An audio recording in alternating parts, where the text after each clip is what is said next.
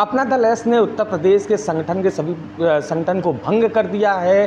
क्या थे इसके कारण? लोकसभा चुनाव परिणाम कैसा रहा? मिर्ज़ापुर की लोकसभा सीट अपना दल एस ने जीती, लेकिन बगल की सीट सोनभद्र अपना दल हार गया। इसको लेकर के जो पूर्व सांसद थे पकौड़ी कोल, जिनको अपना दल से अनुशासनहीनता को लेकर के एक नोटिस भी भेजा है, उनसे जवाब भी मांगा है। और ये भी कहा जा रहा है कि पकौड़ी कोल ने अंदर अंदर सपा का प्रचार किया। हमारे साथ में आशीष जी हैं। आशीष जी, मिर्ज़ापुर का परिणाम तो आपके पक्ष में था, लेकिन बगल की सोनभद्र की सीट आपके परिणाम के अनुरूप नहीं थी। मिर्ज़ापुर की जनता जनार्दन का हृदय से आभार व्यक्त करते हैं, और जिस प्रकार से उन्होंने तीसरी बार अपना दल एस पर भरोसा किया, अपना दल एस की राष्ट्रीय अध्यक्ष हमारी नेता अनुप्रिया जी को तीसरी बार चुनने का काम किया है, ये जनता का विश्वास है, जिसके कारण ये फलीभूत हुआ है। पूरी पार्टी को भंग करना पड़ा आपको, वजह क्या थी? सोनभद्र देखिए, पूर्व सांसद को अपने देना पड़ा। देखिए, ये एक संगठनात्मक प्रक्रिया है।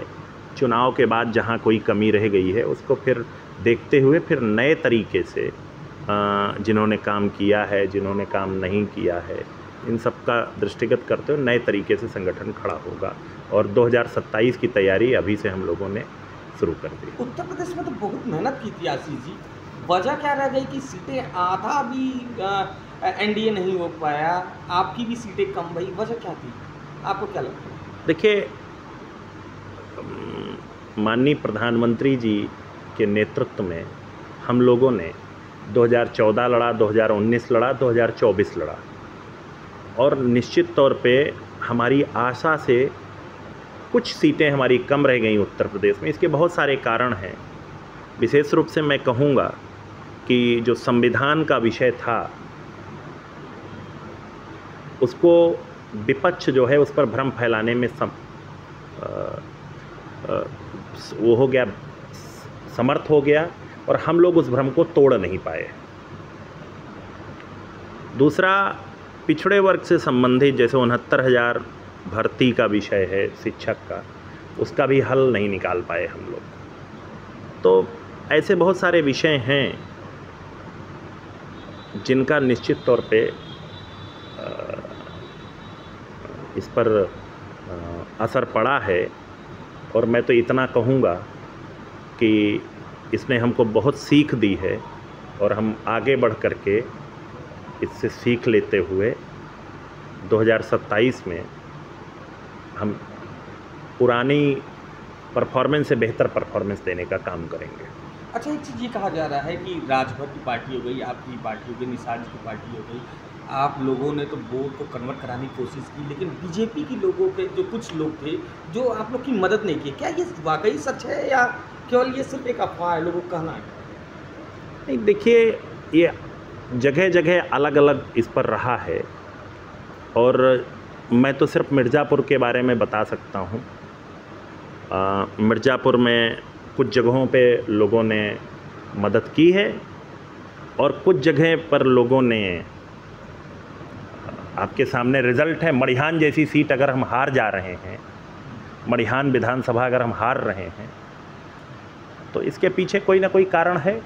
तो मड़िहान में विधायक प्रवासन है, तो वो तो मैं किसी पर कोई टिप्पणी नहीं करना चाहता, लेकिन ये ज़रूर जांच का विषय है कि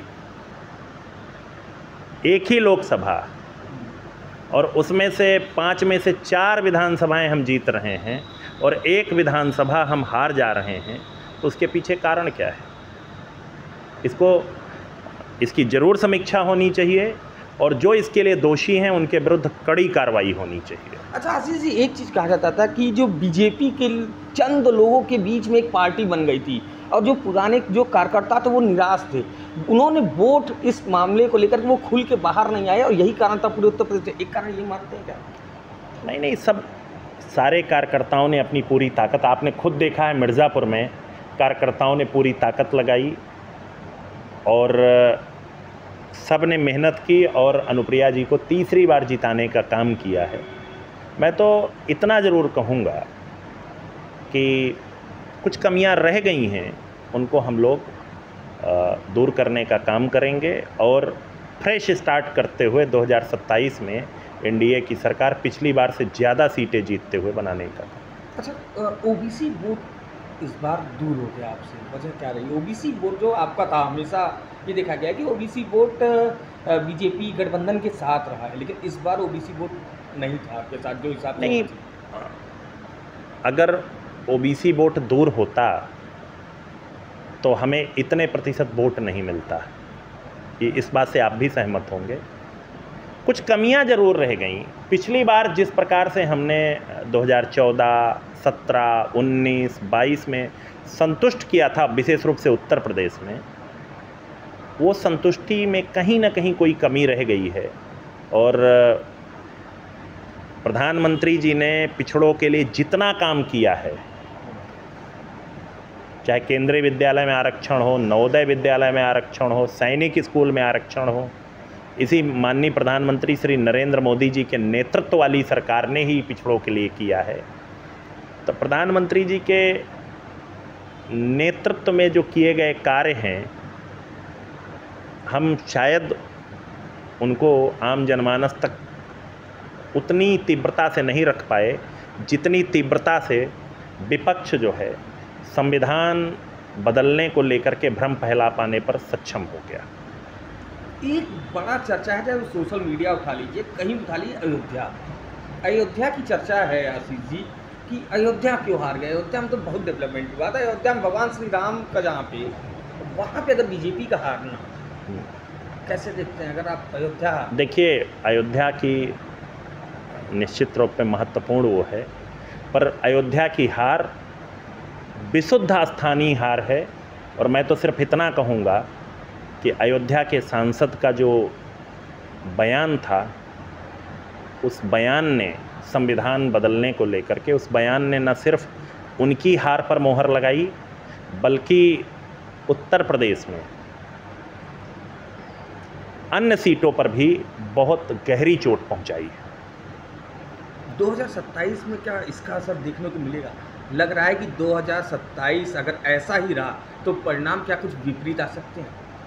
प्रधानमंत्री श्री नरेंद्र मोदी जी ने जिस प्रकार से पिछड़ों के लिए, वंचितों के लिए, गरीब के लिए कार्य किए हैं, हम इस पूरी चुनाव से सबक लेते हुए पूरा एनडीए एकजुटता के साथ प्रधानमंत्री जी के नेतृत्व में, माननीय मुख्यमंत्री योगी आदित्यनाथ जी के नेतृत्व में, हम 2027 पिछली बार की सीटों से ज़्यादा सीटें जीत करके सरकार बनाने जा रहे हैं। बीजेपी की समीक्षा चल रही है, जगह जगह, हर जगह पे संगठन समीक्षा कर रहा है। अयोध्या देख लीजिए, अंबेडकर नगर, इधर कई ऐसे जगह हैं जो झड़पें हो रही हैं। पार्टी के जो नेता कार्यकर्ता आपस में भिड़, ऑन रिकॉर्ड, मतलब कैमरे के आगे भिड़ रहे हैं। तो क्या ये चीज़ें आपका खुल के सामने आ रही हैं? देखिए, मुझे इनके बारे में बहुत विस्तृत, चूँकि मेरे संगठन का विषय नहीं है, तो बहुत विस्तृत जानकारी नहीं है। लेकिन अगर किसी प्रकार का इस तरह की घटना हुई है तो उसकी जांच होगी, और मुझे पूरा भरोसा है कि हमारे नेता के नेतृत्व में ऐसी घटना दोबारा न हो, इसके लिए आवश्यक कार्रवाई की जाएगी। एक चीज़ आशीष जी कहा जा रहा है, ये चीज़ बीजेपी भले अंदर खाने से चल रहा है और जग भी चल रहा है, कि बीजेपी की जो सहयोगी पार्टियां वो बीजेपी की सहयोग नहीं की, इस बार सहयोग नहीं कर पाई, वो अपना वोट कन्वर्ट नहीं करा पाई। राजभर की भी एक चर्चा की जा रही है, निषाद जी की अलग चर्चा की जा रही है कि वो वोट नहीं कन्वर्ट करा पाए, वो अपने बच्चों, मतलब लड़कों की सीट हार गए। अपना वोट जो था, जो उनकी जाति के आधार पर वो कहते थे कि हम इतनी मेरी जाति है, इतना वोट है मेरा, वो नहीं कन्वर्ट। देखिए, ये अगर एनडीए जीतता है तो एनडीए की जीत होती है, और अगर एनडीए हारा है उत्तर प्रदेश में, मैं इसको हारा शब्द इसलिए कह रहा हूँ क्योंकि हमारे टारगेट्स बड़े थे और हम उतने टारगेट्स को अचीव नहीं कर पाए। तो ये हम सबकी सामूहिक जिम्मेदारी है। ये किसी एक व्यक्ति को कहना, किसी एक व्यक्ति को कहना, मैं तो सिर्फ इतना कहूँगा कि हमको ये भी देखने की ज़रूरत है कि माननीय प्रधानमंत्री जी के नेतृत्व में बगल के राज्य मध्य प्रदेश में हम पूरी की पूरी सीटें जीत के आ रहे हैं। 400 का नारा तो वो भी डैमेज कर गया। देखिए, विपक्ष इस पर भ्रम फैलाने पे सक्षम हुआ है और उसी भ्रम को हमें तोड़ना है। और हम लोग उसको तोड़ने में सफल होंगे, ये मुझे पूरा विश्वास है। सरकार चलेगी, उम्मीद है कि सरकार जो राहुल गांधी भी करेंगे, सरकार कुछ दिनों की गिरेगी, चलेगी। देखिए, क्योंकि नीतीश कुमार का भी आपने देखा है ना, आपने तो देखा है कार्यकाल की नीतीश कुमार कभी बीजेपी कभी आरजेडी। मैं फिर आपसे कह रहा हूँ कि 2004 और 2009 से यूपीए की सरकार से ये बेहतर सरकार है और ये पूरा कार्यकाल और बेहतर ढंग से काम करते हुए पूरा करेगी, ये मैं आपको आश्वस्त करता हूँ। ये थे आशीष पटेल, जिनका कहना था कि समीक्षा हो रही है और निष्पक्ष एक बड़ी समीक्षा होनी चाहिए कि आखिर क्या वजह थी। वहीं आशीष पटेल का कहना था कि एनडीए सरकार अपना कार्यकाल पूरा करेगी, प्रधानमंत्री नरेंद्र मोदी एनडीए सरकार में प्रधानमंत्री बने रहेंगे। सुमित गर्ग, न्यूज़ 18 मिर्ज़ापुर।